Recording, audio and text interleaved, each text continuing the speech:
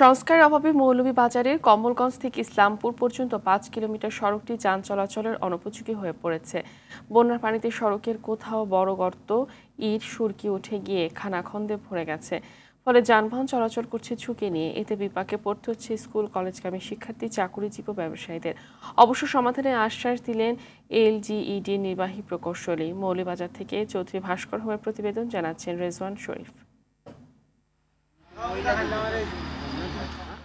দেশের পর্যটন সমৃদ্ধ জেলার মধ্যে মৌলভীবাজারের কমলগঞ্জ উপজেলা অন্যতম।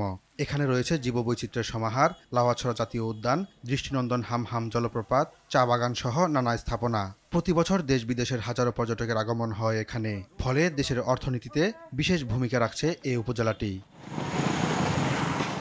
গেল কয়েক বছর সংস্কার না হওয়ায় এই উপজেলার আদমপুর ইসলামপুর সড়কের ৫ কিলোমিটার অংশ চলাচলের অনুপযোগী হয়ে পড়েছে। প্রায়ই দুর্ঘটনায় হতাহত হচ্ছে মানুষ, বিকল হচ্ছে যানবাহন। ফলে ৩টি ইউনিয়নের প্রায় অর্ধশত গ্রামের লক্ষাধিক মানুষকে চরম ভোগান্তি পোহাতে হচ্ছে।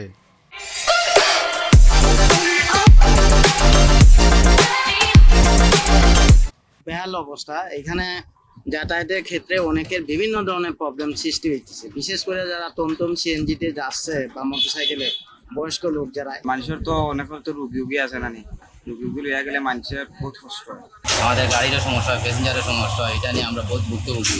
২০২১-২২ অর্থ বছরে সড়কটি সংস্কারের উদ্যোগ নেয় স্থানীয় সরকার প্রকৌশল বিভাগ, কিন্তু ঠিকাদারের গাফিলতির কারণে কাজটি না হওয়ায় ২০২২-২৩ অর্থ বছরে পুনরায় টেন্ডার আহ্বান করে এলজিইডি।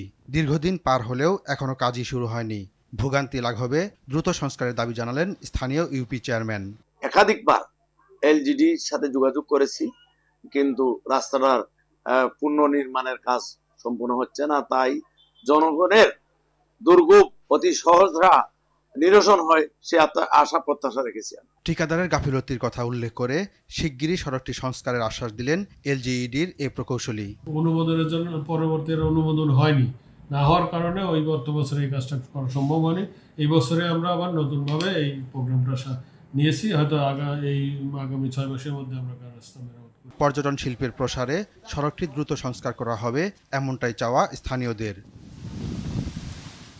রেজওয়ান শরীফ, RTV।